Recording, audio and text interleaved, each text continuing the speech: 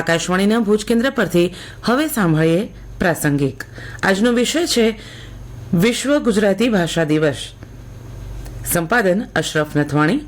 પઠન કરી રહ્યા છે આશુતોષ અંતાણી.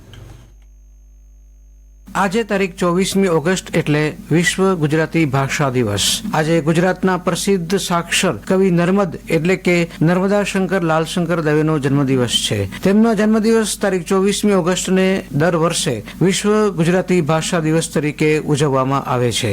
કવિ નર્મદનો જન્મ તારીખ 24 ઓગસ્ટ 1833ના સુરતમાં થયો હતો. આ જ દિવસને બૃહદ મુંબઈ ગુજરાતી સમાજ વિશ્વ ગુજરાતી ભાષા દિવસ તરીકે ઉજવે છે. અંધવિશ્વાસ અને ધાર્મિક સહિષ્ણુતાનો એ સમયે પણ વિરોધ કરનારા નર્મદ અનેક રીતે ગુજરાતી સાહિત્યના પાયાના રચનાકાર હતા. એક રાષ્ટ્ર, સ્વરાજ અને રાષ્ટ્રભાષા વિશે ગાંધીજી અને નહેરુથી પહેલા વિચાર મૂકનારા નર્મદ સમયથી ઘણા આગળ હતા. વિશ્વ ગુજરાતી ભાષા દિવસને તેમની સાથે સાંકળીને ભાષાનું ગૌરવ જ વધ્યું છે. બુદ્ધિશાળી માણસે બીજા માણસ સાથે વાત કરવા માટે ભાષા વિકસાવી છે. ભાષા શબ્દો અને વ્યાકરણથી રચાય છે. ભાષાનો ઉપયોગ માનવી પોતાની સંવેદના અને ભાવોને વ્યક્ત કરવા માટે કરે છે. ભાષાની અભિવ્યક્તિ બોલીને અથવા લખીને થઈ શકે છે. જે લખાય નહીં પરંતુ કેવળ બોલાય તેને બોલી કહેવામાં આવે છે. ભારતના બંધારણની કલમ 8 મુજબ માન્યતા પ્રાપ્ત ભાષાઓ 18 છે, જે પૈકી આપણી ગુજરાતી ભાષા છે. ગુજરાતની 6 કરોડની વટાવી ગયેલી વસ્તી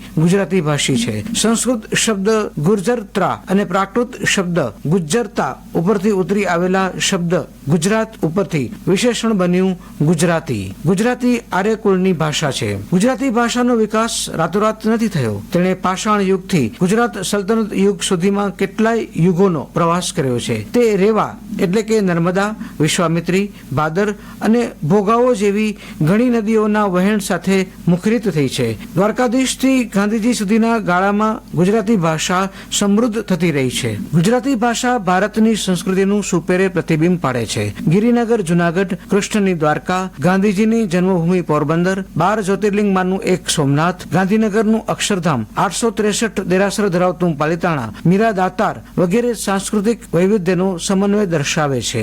સંતો, મહાત્માઓ અને યોગીઓ ગુજરાતી ભાષાને બળકટ બનાવે છે. નરસિંહ મહેતા અને મીરાના કંઠે વહેતી ગુજરાતી કાવ્યધારાને ઝીલનારા સાક્ષરોએ ગુજરાતી ભાષાને આધુનિક ઓપ આપ્યો. નર્મદ, પ્રેમાનંદ, ગોવર્ધનરામ ત્રિપાઠી, કાંત, કલાપી, કનૈયાલાલ મુનશી અને કાકાસાહેબ કાલેલકર જેવા અનેક શબ્દ શિલ્પીઓએ ગુજરાતી ભાષાને મુગ્ધાવસ્થાએ પહોંચાડવામાં અનન્ય સાથ આપ્યો છે. હેમુ ગઢવી અને ઝવેરચંદ મેઘાણીના કંઠે ગવાતી ગુજરાતી ભાષા આજે પણ ગુજરાતી હૃદયમાં ગુંજે છે, ગાજે છે અને પડઘાય છે.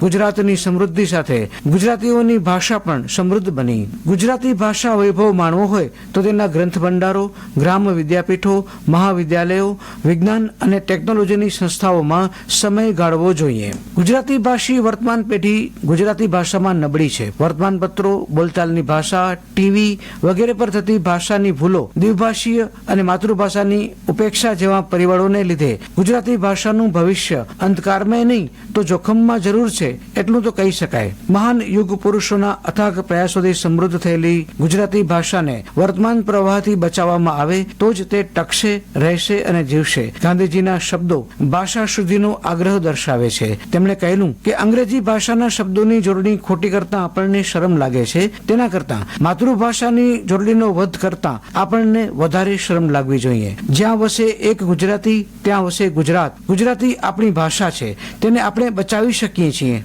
આપણે ગુજરાતીઓએ એવો સંકલ્પ કરવો જોઈએ કે આપણે ગુજરાતી ભાષામાં બોલવા, લખવા કે વાંચવામાં નાનપ, શરમ કે સંકોચ નહીં અનુભવીએ. આપણે આપણા સંતાનોને અનિવાર્યપણે ગુજરાતી ભાષાનું પૂરતું જ્ઞાન આપશું. વિશ્વ ગુજરાતી ભાષા દિવસ નિમિત્તે સૌને શુભકામના. હમણાં જ આપ સાંભળી રહ્યા હતા પ્રાસંગિક. પ્રસારણ આકાશવાણીના ભુજ કેન્દ્ર પરથી કરવામાં આવ્યું.